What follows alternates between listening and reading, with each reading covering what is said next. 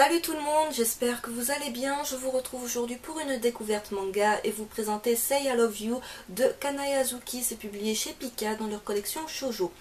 Il s'agit bien évidemment d'un shoujo de genre romance tranche de vie qui compte pour l'instant 13 tomes, toujours en cours au Japon, et le tome 2 est prévu en France pour le 29 octobre.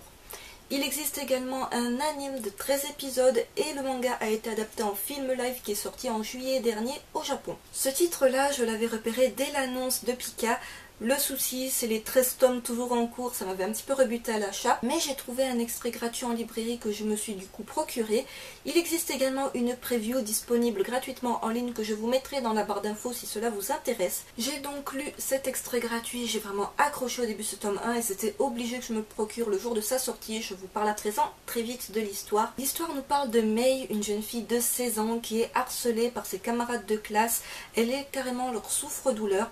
Et un jour, par inadvertance, elle va frapper Yamato, qui est le beau gosse du lycée, le gars le plus populaire, le plus aimé de tous ses camarades. Et lui ne va pas lui tenir rigueur de ce coup de pied qu'il va se prendre en pleine tronche. Il va être attiré par cette jeune fille singulière qui n'a rien de commun avec les autres filles. C'est-à-dire qu'elle n'est pas féminine, elle fait pas tout pour lui plaire. Et c'est ça qui va l'attirer chez elle. Et du coup, il va se rapprocher et comme vous en doutez en voyant cette couverture, il va se passer pas mal de choses entre eux. Un début d'histoire bien shoujo, comme vous pouvez vous en douter, qui n'a rien d'extraordinaire dit comme ça, mais je ne m'attendais pas à ce que l'histoire soit aussi touchante, aussi prenante et les personnages aussi bien développés, parce que Yamato, c'est pas le gars tout lisse qui est juste un beau gosse sans cervelle, c'est le gars qui a quand même un passé assez sombre, bon, ce qu'on revoit, vous me direz, dans beaucoup d'autres shoujo, le gars qui a un passé qu'il cache un petit peu honteux.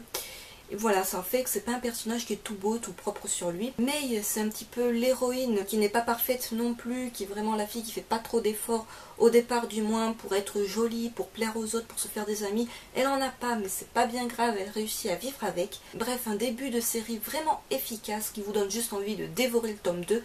Malheureusement, il faudra attendre fin octobre pour cela.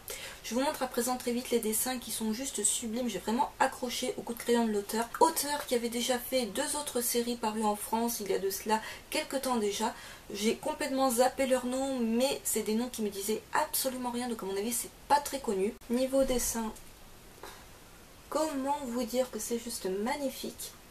J'ai vraiment eu un gros coup de cœur pour le coup de crayon de cet auteur. Voilà à quoi ça ressemble.